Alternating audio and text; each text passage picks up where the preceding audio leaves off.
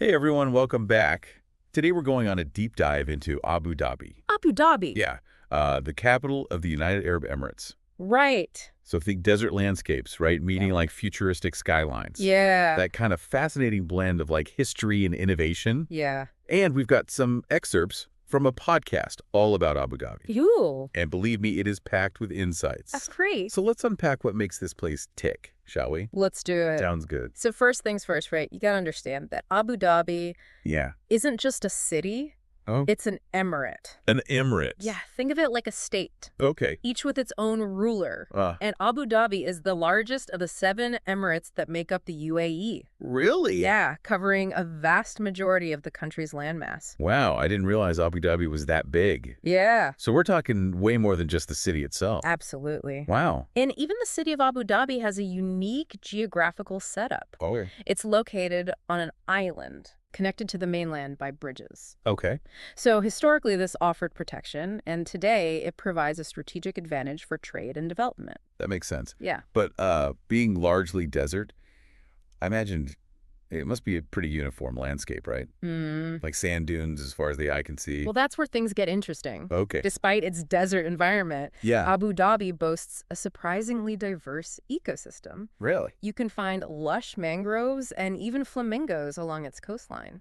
Flamingos in the desert. Yeah. That's not something you hear every day. You know what's even more impressive? What's that? Their commitment to protecting this diverse environment. Okay. Abu Dhabi has been actively involved in reforestation and marine conservation efforts. That's really cool. It's a reminder that even in the midst of rapid development, Yeah. they're taking sustainability seriously. Yeah, that's great to hear they're not just focused on building skyscrapers, Right. but also protecting what's already there. Exactly. Speaking of history. I know Abu Dhabi has been in the news a lot recently for its modern advancements, but what's the story behind its past?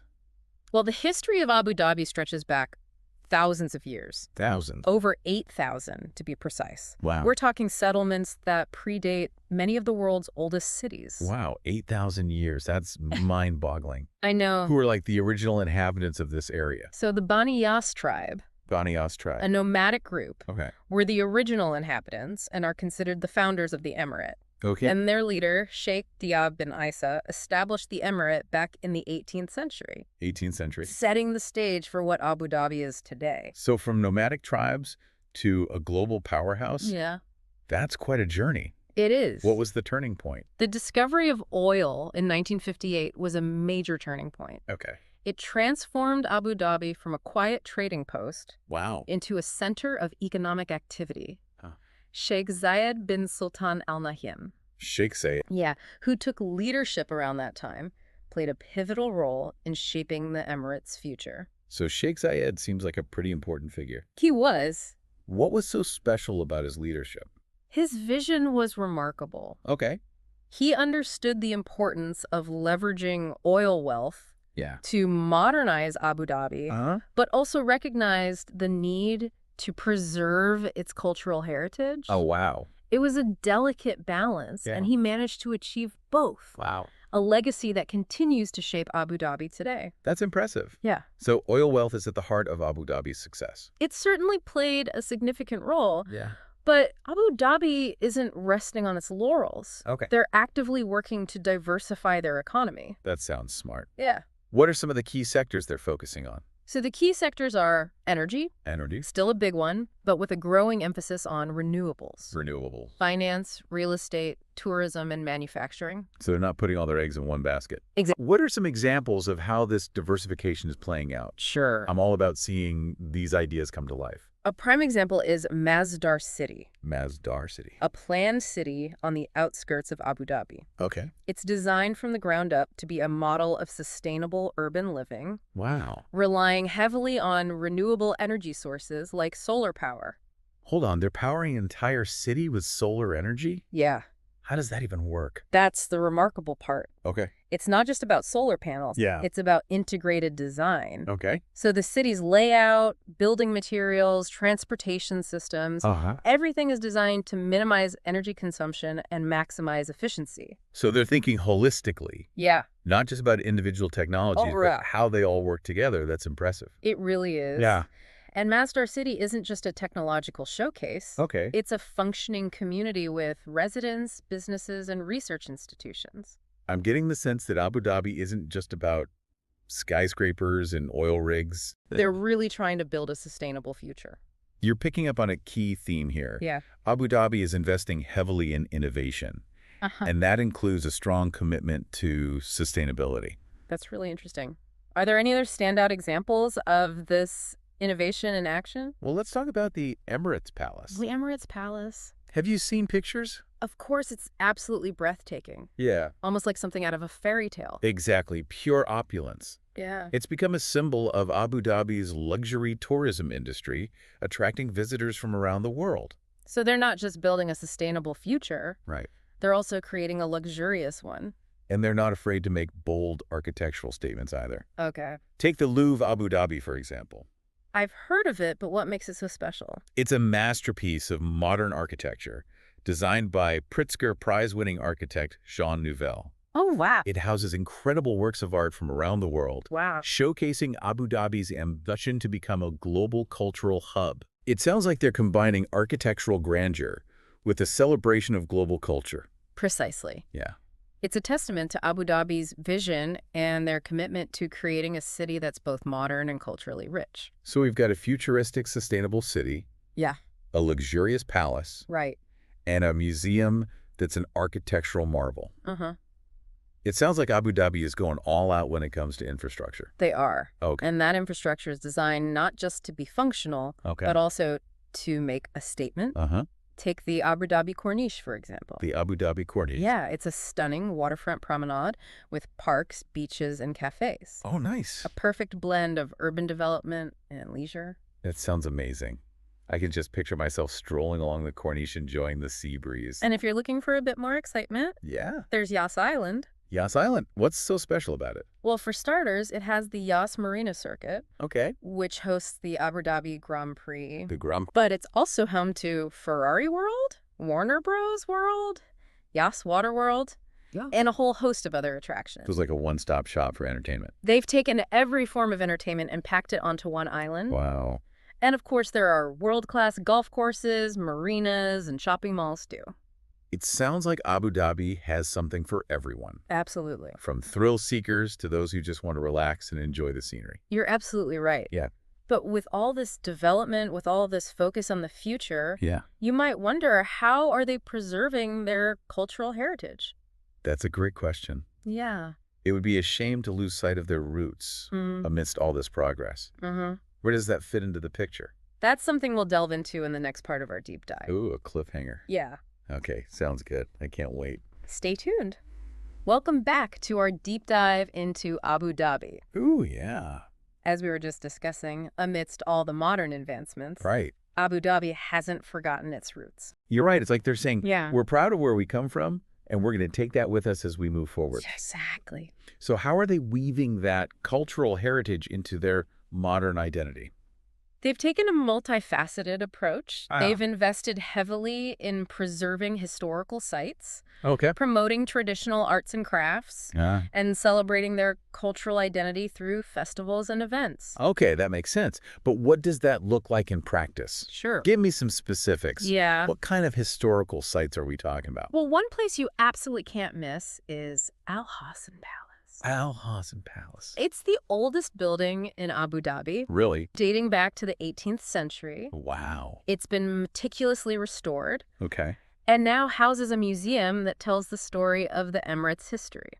So you can step back in time and experience what life was like in Abu Dhabi centuries ago. Exactly. I bet those walls could tell some fascinating stories. Absolutely. Yeah. And then you have Qasr Watan, Qasr. a more modern palace, Okay. but equally impressive. Okay. It's the official residence of the UAE president, and you can actually go inside and get a glimpse into the country's governance. That's pretty unique. It is. Not many countries allow visitors into their presidential palaces. Yeah. So you can explore the history of the ruling family and get a sense of how the country is run. Exactly. Wow. It highlights how they're weaving their history into the fabric of their present. I like that. But it's not just about grand palaces and museums. Right. They've also made a conscious effort to preserve traditional arts and crafts. Like what? Give me some examples. Well, falconry is a great example. Falconry. It's a tradition deeply ingrained in Emirati culture, Okay. dating back centuries. Wow. They have dedicated falcon hospitals. Wait, a falcon hospital, that's a thing. Oh, yeah, falconry is a serious business here. Wow. And it's not just about preserving the sport itself. Okay. It's about maintaining a connection to their Bedouin heritage. Oh, wow. They also have centers dedicated to traditional crafts like weaving, pottery, and pearl diving, Pearl diving. which was once a major industry in the region. It's amazing that they're not just putting these crafts on display in a museum, Yeah, but actually making sure the traditions stay alive. exactly. Yeah. And that's what's so remarkable about Abu Dhabi. Mm-hmm. They're not simply preserving their heritage. Okay. They're integrating it into their modern identity. So it's not just about oil wealth and futuristic cities. Right. There's this deep respect for tradition and culture. Absolutely. Yeah. And that respect is reflected in many aspects of Emirati life, Okay. from their architecture to their cuisine. Speaking of which, have you ever had the chance to try Emirati food? I haven't, but I'm really intrigued. What's it like? Well, it's a delicious blend of Arabian, Persian, and Indian influences, Wow. with an emphasis on fresh, local ingredients. Sounds good. You'll find aromatic spices, slow-cooked meats, and flavorful rice dishes. Okay, now I'm officially hungry. We'll have to add try Emirati food to our to-do list for when we finally visit Abu Dhabi. You won't regret it. Yeah. It's a unique and delicious way to experience Emirati culture. So we've explored their urban development, Yeah. their cultural heritage, Yeah. and even gotten a taste of their cuisine. Right. It sounds like Abu Dhabi is a place where modern advancements and ancient traditions coexist beautifully. Absolutely. Yeah. But there's still so much more to discover about Abu Dhabi's unique approach to building a city of the future. And that's exactly what we'll be diving into in our next segment. Stay tuned. Welcome back, everyone. We've covered a lot of ground in our exploration of Abu Dhabi, from its ancient roots to its modern marvels. Yeah. And now I'm excited to delve into what really sets Abu Dhabi apart. Hmm. Its ambitious vision for the future. Yeah. What's truly fascinating is that they're not just planning for the next decade. Right. They're looking generations ahead. Yeah. Abu Dhabi Economic Vision 2030 is a testament to that long-term thinking. Right. We touched on it briefly earlier, but let's break it down a bit further. Okay.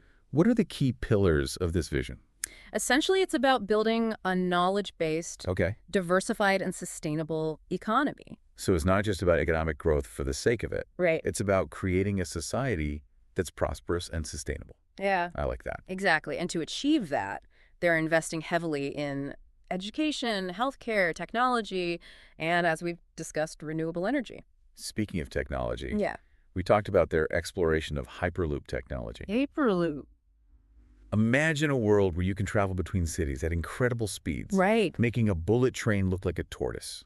It's mind-blowing, isn't it? Yeah. And they're not just dreaming about it, they're actively working with companies like Virgin Hyperloop to make it a reality. Wow. Abu Dhabi wants to be a global leader in transportation innovation. And then there's their focus on AI. AI. They've established the Mohammed bin Zayed University of Artificial Intelligence, a whole university dedicated to AI. That's a bold move, wouldn't you say? It certainly is. They recognize that AI has the potential to revolutionize countless industries and aspects of our lives. They want to be at the forefront of that revolution, nurturing talent and driving innovation. So they're not content with simply being consumers of technology. Right. They want to be creators and innovators in their own right. Precisely. They understand that shaping the future involves actively participating in the development of the technologies that will define it. And their ambition doesn't stop there, Yeah. right? They've also set their sights on something even more expansive, space exploration. Absolutely. The UAE Mars mission, in which Abu Dhabi played a crucial role, was a remarkable achievement. Yeah. It was a testament to their commitment to pushing the boundaries of human knowledge and exploration. It's incredible to think that a nation that was once known primarily for its oil reserves is now making waves in the realm of space exploration. It speaks volumes about their future-oriented mindset. They're not afraid to dream big and pursue ambitious goals that benefit not just their nation, but humanity as a whole. Their story's incredibly inspiring. It shows that with vision, determination, and a willingness to embrace innovation, Yeah. anything is possible. But, all this talk about technological advancements in futuristic cities raises an important question. Okay. What does this all mean for us, the listeners? Right. Why should we care about what's happening in Abu Dhabi a place seemingly half a world away? That's a great question, and I think there are several key takeaways from Abu Dhabi's journey. Okay. First, their story is a testament to the power of human ingenuity and ambition. Mm-hmm. It's a reminder that we can achieve incredible things when we set our minds to it, Yeah, challenge conventional thinking, and dare to imagine a different future. that's a powerful message, especially in a world that can often feel overwhelmed by challenges. Yeah. It's a reminder that progress is possible, even in seemingly inhospitable environments like the desert. Exactly, they're not just building a city. Right? They're creating a blueprint for a sustainable future. Mm-hmm. They're demonstrating that economic growth and environmental responsibility can go hand in hand. Right. It's not an either proposition. And they're doing all of this while staying true to their cultural heritage, which is something we can all learn from. Absolutely. They're not trying to erase their past. Yeah, They're weaving it into the fabric of their future. absolutely. Yeah. Their story is a beautiful reminder that progress doesn't have to come at the expense of tradition. Uh-huh. It's about finding ways to honor your roots while embracing new possibilities.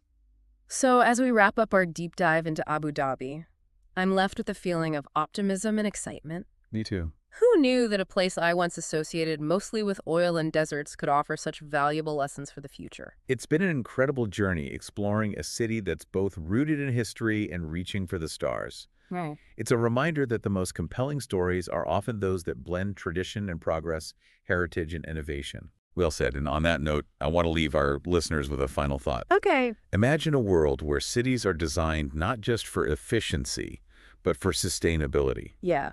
for human well-being, for a harmonious blend of the old and the new. Abu Dhabi is giving us a glimpse of that possible future, a future where humanity thrives in balance with its environment and its past. It's a challenge to all of us to think bigger, to dream bolder, and to contribute to building a world worthy of generations to come. Who knows, maybe someday you'll find yourself strolling through the futuristic streets of Abu Dhabi, marveling at how they've turned a desert dream into a vibrant reality. That's a wonderful image to end on. Thanks for joining us on this deep dive into Abu Dhabi. Until next time, keep exploring, keep learning, and keep diving deep.